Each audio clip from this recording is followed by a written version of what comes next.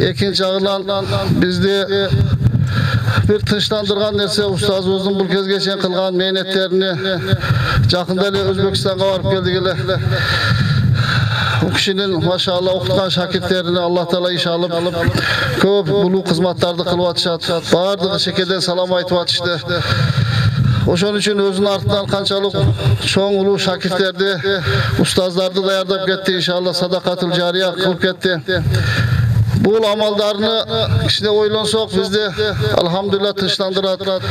Kıska ömrünün içinde köp Allah suygan jakşı amallar kılıp etti.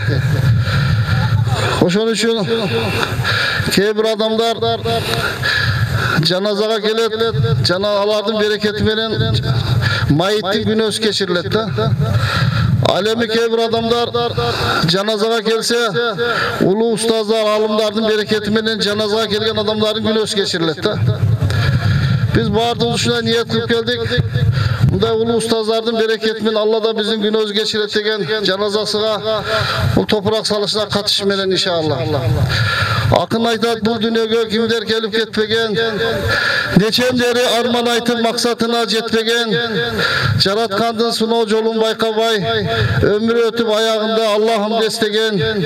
Ey Müslüman, Jaratkanda jaşlığında tanıgın, Jaratkango jaratuvçu alamdağı bardığın, jürek menen tanıbasan Jaratkanın barlığın, akırında aylasızdan başı diret karttığın, Müslümandın moynunda geçirilgiz karzınız, kazal menen aytayın, sanalıp ötsün 40 parzınız, tiri üngde kılbasan, ölgönde ötpeyt arzınız, birincisi 5 mal namaz, Müslümanga çegara, tiri üngde kılbastan, ölgönde bolbo beçara, şeksiz bilgin bul dünya, bardık elden ötötko, işembegin baylığına, biyliğine, bir gün koldan getetko, ata ene karındaş, kayda ketti fikir kıl, 4 ayaklı ucu açat, bir gün sağa jitetko, dünya üçün kam cebe, Allah'tan başkan izlebe, kişinin akısın cebe, kıl köprüde tutatko, ata ene karındaş, hiç kim bolboy sağa joldoş, kedey bolsoň da bay bolsoň da, ömrüm jelde ötötko deydi. Bugün ustazımızga çoğun sınov geldi, bu dünyadan Allah'ın rahmatına karab sapar aldı da. Emi sınov biz menen sizlerde kaldı tuğandar, biz de kıskaca yaşoğuzu kantip ötköröbüz. Halakal maut vel hayat liyabluvakum ayyukum ahsanu amala dep atpay vallah. Bizge kıskaca yaşoo, bizde Allah görüşü kimiz jakşırak görök, jakşı amal kılabız. Oşun üçün inşallah bunday janaza kelgende bardığımız ülgü alabız. Ulu insanların janazasına gelip biz daha ülgü alışımız gerek. Kalgan kança yaşoğuz, kalgan bolsa biz daha Allah'tır razı kılıp yaşayız inşallah. Çüröğümüzde tazalayız. Abdullah ibn Mas'ud radıyallahu anh aytat, man kana mustannan fal yastanna biman kadmat. Kim eğer özüne ülgü alış gerek bolsa deyip al ötüp etkenlerde ülgü alsın. Fa innal hayya la tu'manu aleyhi minal fitan. Seve tirüler hiç kaçan fitnadan al ötelek. Bugün sayravatavuz, erten kandiye ol ölüyoruz bir Allah bilette. Hoşun için biz ülgü alatılan insanlar, süyüklü peygamberimiz, sahabe-i kiramlar, dindeki ulularımızdan inşallah ülgü alışı geliriz. Emniyeçilerden ülgü alırız dese, Abdullah bin Mas'ud radıyallahu anh sahabalardan ömrün tok öter yerini aytat, emniyeke dese Allah ümmetin arasında en yüreği tazalar sahabe-i kiramlar bulalım dedi. Allah dinden algan paydası, ilimden algan paydası emne olursa, dinde çürü bağırdığın yüreği tazarıp gitti. Kânu abarraha kuluban yüreği en taza ki sahabe-i kiramlarla dedi. Emneden taza ol dese, dünyanın suyu mahabbattan tazarıp etti yürekleri dedi. Emneden küfür şirkten tazalandı. Emneden dese hasattan, körolbaslıktan, uluçulduk, uruçuluktan tazalanıp, sahabe-i kiramlar kıskaca şosunda, uşuna ulu dengelge yetişkende. Biz daha inşallah, uşuna ulularını janaza gelgende ötken ömürge tövbe kılabız, ökünüp. Emi o şiret bizge gelip kaldı, bu kişilerimiz ötüp etti, her birimizge kezek bizge gelip kaldı. Emi biz daha inşallah uşuna alaturgan savağımız, bundan keyinki kalgan yaşoğuz, Allah huzur razı kılıp yaşayımız, yüreğimizi tazalayımız, insaf benen yaşayımız. İnsaf degen emne dese, bardığına özümüzge emneni jakşılık kalasak, başkalarga oşan rahat görüp yaşaşımız gereken. Hiç kimge ziyan vermey yaşayımız hepsi. Andan daha çok orku Peygamber sallallahu aleyhi ve sellem dengeyle ne dese ihsan menen. İhsan degene ne dese başkalarına fayda jetkirip yaşayız dep uşunday uluglarımızın janazasından uşunday ülgü alışımız gerek. Andan daha çok orku dengeyle sahabe-i kiramlardan bu ithar. Madina'da ansarların sıfatı varlar. İthar menen yaşay. İthar degeni başkalarının zarlıksın altına koyup yaşayız inşallah. Allah Teala bardığımızın kılgan gelgen cenaze okuyanımızda toprak salganımızda Allah'ım kabul kılıp bardığımızın Allah Teala ustazında günahınızı geçirsin. Bu kişinin bereketinden bizlerin Allah günahınızı geçirip bardığımızın kalgan yaşıyoruz. Allah'ımızı razı kılıp ötüşke Allah Teala bardığımıza tavfik versin. Ve ahiru davana elhamdülillahi rabbil alemin. Vesselamu aleyküm ve rahmetullahi ve berekatuhu. Korudu sözlüdap, jaştık kültüyen zamandan sakta. Jamandık sözlü aytkandan sakta. Жақшылық жолдан қайтқандан сақта, жалқаулық қылып намазға барбай, жан баштап үйде жатқандан сақта. Жақшы сөз айтпас тілімден сақта, жардамы тибес илімден сақта. Жаңынан шығып жаштарды бұзған, жаңылық деген білімден сақта. Алымды жаман көргөндөн сақта, адамды жектеп бөлгөндөн сақта. Ақыл ес тұрса ақмақтық қылып, адепсіз жашап өлгөндөн сақта.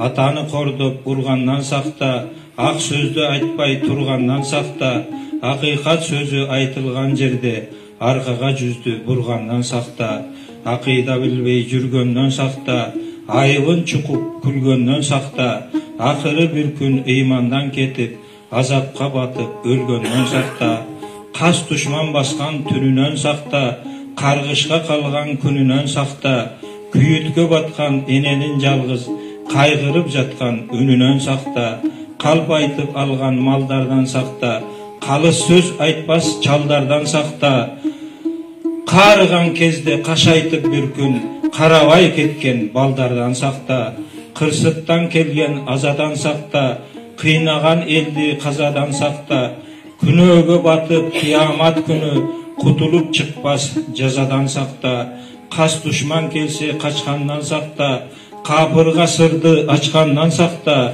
қиналып тапқан байлығын бір күн, күнөлі ішке чачқаннан сақта, көр албастардың көзіден сақта, көз açıqтардың өзінен сақта, қалтырбай бірін жеткірген елге, қайбатшы елдің сөзінен сақта, қайырсыз жашап өткөндөн сақта, көкірек қағып көпкөндөн сақта, қачанқы өткен бабалар жолын, қаратып тұрып сөккөндөн сақта.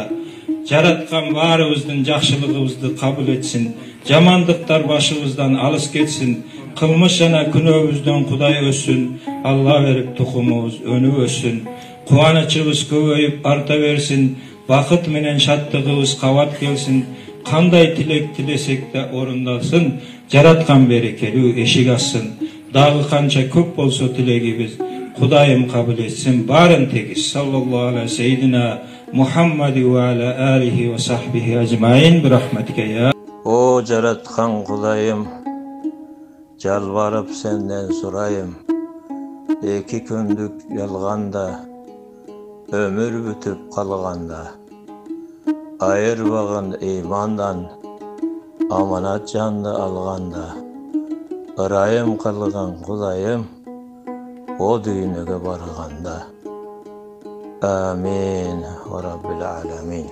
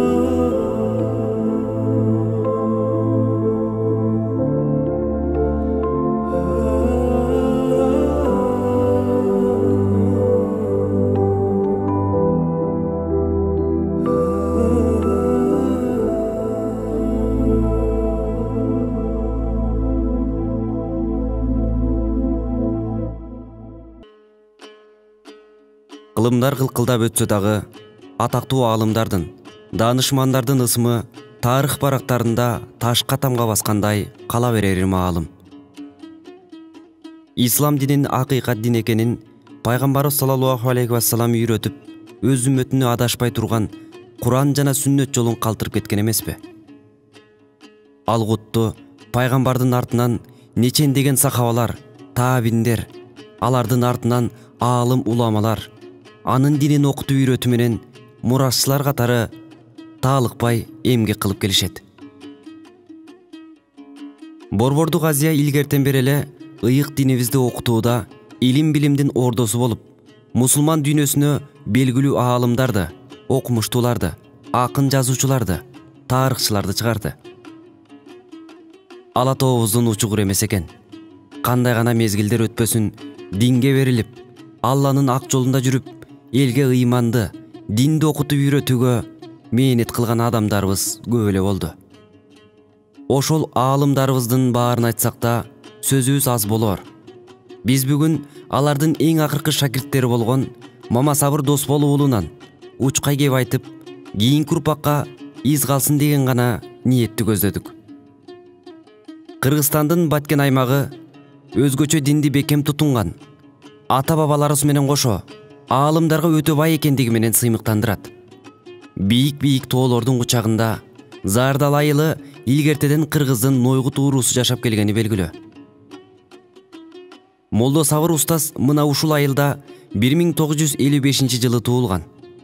Заарыл ишиң болбосо Зардалыда эмнең бар деген сөз негедир Зардалынын кадырына жетпей айтылган сөз болгон бу бейм. Зардалынын аска тоолору, шаркараган суулары, эмгекчилели менен куп жарашып турганы суктандырат. Акылмандардын Шарафул Маккан биш шарафил инсан, эли барктуу болсо жерлери да барктуу болот деген сөзгө маани беришибиз зарыл. Бийик тоодо жашаса да, Зардалынын күжүрмөн эмгекчилели кыйынчылык учурларда да динди да бекем карманып келишкен. Устазыбыздын ата-бабаларынын бири Молдо Кушвак шарият маселелеринен тартып, геометрия алгебрага чейин жазган кол жазма китебинде Мулла Кушвак аз-Зардали деп жазып калтырып кеткени да буга далил. Кызылдай душмандыгы менен ашынган атеисттик доордо устазыбыздын атасы Досбол Раис 16 баланын атасы болгон. Алла Таалага 16% бергенине шүгүр кылып, катаал замандын кара булутуна карабай, балдарынын бирин дин окусуна берүүнү чечет. Арасынан устазды тандап, ошол доордун илимдүүсү өзүнүн жакын тууганы Молдо Шамшидин Дамыллага эти сеники, сөөгү меники деп тапшырат. Ошол убакта Молдо көрсө баса калып камаган мындай ишке баруу үчүн чоң эрдикти талап кылат эле. Устазыбыз андан кийин советтик доордун кыйын мезгилинде дин окуп аалым болгон Молдо Абдисаминин колунда окуйт. Араб тили жана грамматикасы, хадис, тафсир, фарси жана түрк тилдеринин таалыкпай ошол Даммулладан окуп такшалат. Ошол учурдун аалымдары бир гана Алла Тааланын ыраазычылыгы үчүн эч кандай акы сурашпай окутушкан. Ар кай жактан чогулган бир топ талаба менен эч жакка чыкпай сыртынан кулпуланган үйдө жашынып илим окууну улантышат. Аны менен чогуу окуган устаз Молдо Газы Дамулланын сөзүнө көңүл буралы. Biz Molla Sabır Damla menен Absattar ustazdın kolunda okuganбыз. Oşol kişinin kolunda çoğu birge okuganбыз. 74. yılları. Andan keyin al kişinin koludan Abdisami ustazdın koluga geldik. Anda da çoğu okuduk. Kıskası 74. yıldan 80. yılga çeyin çoğu жүргөнбүз, çoğu okuganбыз. Анын үстүнө биз тууганда болуп кетебиз. Бири-бирибизди жаштыгыбызда тааныбасак дагы кийин илим жолуна түшкөндөн кийин табышып, таанышып, тууган экенибизди тастыктап, ырастап жүрөбүз күнгө чейин. Ошол устаздан чыккандан баштап эле ал киши дагы окуучуларды талаба окутушту колго алып, Союздун убагында артынан кууп жүргөнүнө карабастан балдарды окутуп жүргөн. бүгүнкү күндө эми Кыргызстандагы белгилүү аксакал аалымдардын бири Кадыр Барктуу, Кыргызстанда бүт баары тааныйт. Молдо Мухтар деп азыр ал киши Өзбекстанда жашайт. Чогуу окуганбызда Абсамед Аманан колунда. Анан сайыз убагында биз ошол жашаган бөлмөдөн такыр сыртка чыкканга болбойт эле. Үйдүн ээси шамдан кийин көчөгө чыгып туруп эки жакты карайт эле, эч ким жок болсо чыгарат эле. Анан чыгып алып көчө менен барып устаздын эшигине барганда эки жакты карайт элек. Эч ким болбосо кирет элек, бирөө болсо өтүп кетет элек. Бир канча жолу кайталанат эле. Кыскасы түрмө сыяктуу жашап окуганбыз да. Ошондо көчөгө чыкмай жок. Анан Молдо Мухтар чачы өсүп, кыйналып, чачын алдырайын десе, көчөгө чыкканга болбой. Анан Молла Сабыр Дамыланы чачымды алып кой дейт экен да. Анан жөнөкөйлө бычакты алып анан аны кайрап, анан ошол жөнөкөйлө бычак менен анын чачын алган экен. Мен ошол чыдап берген Молла Мухтарга рахмат айтам да. Ошол окуя биз азырда эстеп күлөбүз да. Илим билимге толук берилип, 1975 жылы ошол убактагы Кыргыздын үлкөн аалымдарынан болгон такыбалыгы менен айырмаланган көп аалымдардын устазы Молдо Абдысатар устаздан Дүйшөмбү шаарына барып дарс ала баштайт. Андан фикх, акыйда, фарайыз сабактарын тереңдетип үйрөнөт. Динди чок кармагандай тутунган кыйын мезгилде советтик динсиздер устаздын артынан аңдып камак алууга көп жолу далалат жасашат. Дин илимдерине кандыра сугарылгандан кийин 1989 жылы Имам Бухари жана далай залкар аалым олиялар өткөн Бухарей Шариф калаасына барып, Мир Араб медресесине ишке орношот. Ала тоодон барып, ал жакта устаз болуу деген атпай кыргыз үчүн чоң сыймык болчу. Дин мыкты адеп ахлактан түзүлгөндүктөн устазыбыз Орто Азияда жашап, динге кызмат кылган көптөгөн аалымдарды зыярат кылып, бата дубасын алат. Бир канча жолу өз доорунун чыган аалымы Дамулла Хиндустани устаздын дарстарына катышып, илимине илим кошконго үлгүрөт. Аңгычакты Урабас деген советтер союзу кулап, элдин жан дүйнөсү жарды болуп калган кооптуу учурда Кыргызстанды да кайыр диндегилер каптай баштайт. Устазыбыз кыргыз элине жана Кыргызстандагы динге болгон салымын жеке уюштургучтугу менен мындайча баштаганын алгачкы шакирттеринен угалы. Ушу кайра куруу башталганда устазды ошол Бухарадагы Мир Араб медресесиге окутуп бериңиз деп Дамланы чакырып калышкан. Андан кийин ушу чакырганда ушу өзү окутуп жүргөн шакирттерден кыргыз, өзбек, тажиктардан 15 баланы Бухарага алып ошол жерде сабак берип турду, проректор болуп турду. Бир жыл сабак бердик. Ташкентте 15 бала теги Бухарада, 5 бала биз Ташкентте. Каникул болгондо эми үйгө барып эсалат экенбиз десек, Дамладан кабар келди. Бардыгың бала чакаңды үйгө жеткиз дагын, өзүң Бишкекке жөнөгүн.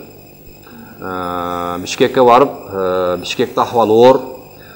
Кыргыз туугандар ошол маалда бир христианство өтүп кетип атты деген массовый өтүп ушундай кабар таркап калган бир Орто Азияга. Ушунуга биз салымыбызды кошпосок болбойт. Биздин тууган жерибиз, ал жакка да эмгек кылышыбыз керек деп биз 20 болсок, андан кийин дагы ошо Лейлектен баштап Ноокатка чейинки ошо илимдүүлөрдү, тамга таанагандарды, ишte намаз окутканды билгендердин бардыгын жыйып 100ге жеткизип, бардыгын өзү каржылап, өзү бир поездга салып, бир күндө ошо Централ мечитке бизди алып келип түшүргөн. Устаз өзү ошо муфтияттагылар менен сүйлөшүп чыгып, андан кийин уруксат алып чыкты. Кыргызстан ушул жактагы көлгө, нарынга, таласка, ошо чүй бооруга ошо жүзүбүздү полный таркатты. 40 күн барган жериңерде сабакты бересиңер, өзүңөр жай тапкыла dedi. Өзүңөр ар бир айлыга барасыңар дагы ошо жерден аксакалны таап, молдосуну таап издеп, биз ушундай даватка келдик. Биз балдарды 40 күн окутабыз деп айтасыңар дагы, анан ушул окутуп 40 күндө кайтып келип отчет бересиңер. Ар бириң кеминде 5 бала алып келесиң, Бухарага алып кетебиз. деп ошондой тапшырма берди. Ошентип 1992-93 жылдары Кыргызстанга келип, Бишкекте дин үчүн, эл үчүн кызмат кыла баштайт. Жаңы эле эгемендүүлүккө жеткен жаш өлкөдө материалдык кыйынчылыктарга карабай, медресе, ислам институтун ачып, талаба окутканды жигерди улантат. Кыргызстан мусулмандары дин башкармасында дагы кызмат кылып, фатва бөлүмүн жетектейт. Устат кай жака барбасын, кандай мезгил болбосун, талабаларына, шакирттерине өзгөчө көңүл бурат. Себеби өзү башынан түрдүү кыйынчылыктарды өткөргөндүктөн Алла Тааланын берген динге эркиндик деген улуу ниматты пайдалануу керек экендигин жакшы түшүнөт. Кыргызстан мусулмандарынын диний башкармасынын сунушу менен мамлекет устасын көп жылдык эмгегин баалап, даңк орден менен сыйлайт. Бишкекте жана Чүй боорунда, Ислам институтунда сабак берүү менен эле чектелип калбай, Кыргызстан Илимдер Академиясынын кол жазмалар бөлүмүнө кирип, көптөн бери барактары ачыла элек кол жазмаларды чечмелеп эмгектенет. Алгачкылардан болуп, Илимдер Академиясында устаз менен таанышып, иште деп сунуштаган Омур Соронов агайыбыз мындайча баяндайт. Балласавыр Дамылла менен 1995 жыл болуш керек. Ошо баш жагында болсо керек. Ошол бир чоң аталарынын кол жазмасын сурады. Кол жазмалар фондусунда иштейт экенсиз. Ушул барбы экен, жокпу экен билейин деди. Жакшы келиңиз дедим. Кол жазмалардын турган жерге кирип, ана ошол жерде Болдосавырда кирди. Бүт сыртта жайылып турат, кол жазмалар дуалды каптап турат. Ошондон алып эле бирди берсек шатыратып окуп. Анан кийин дагы бир берсек дагы да окуп атат. Анан которуп атат.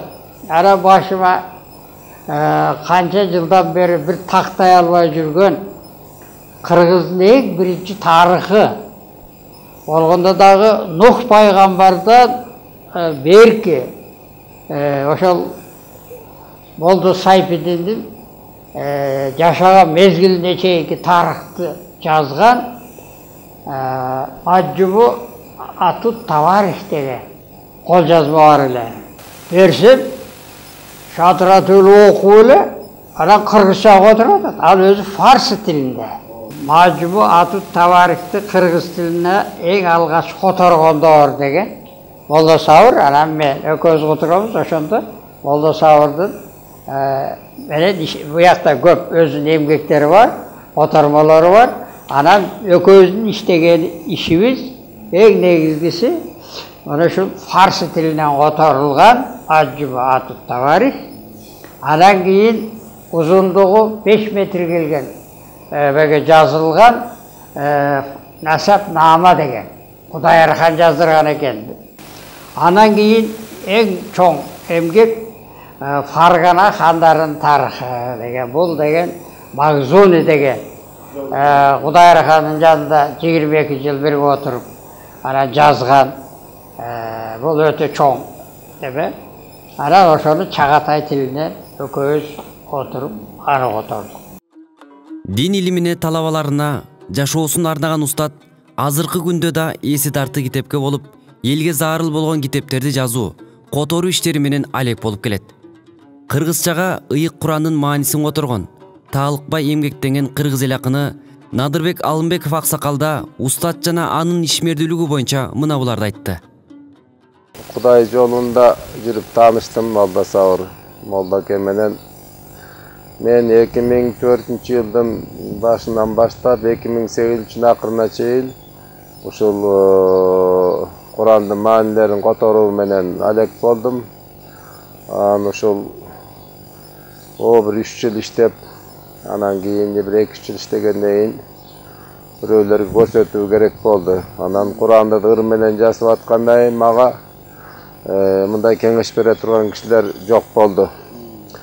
Анан баары эле боюн ала качып, андай болбойт, мындай болбойт деп эле баары бүшүркөгөндөн кийин мен Өзбек ажыга келдим. Бир жакшы ушундай бир meni koldoy turgan kişi var bu desem aytты. Molda Sawur degen bar, özü ır jasat.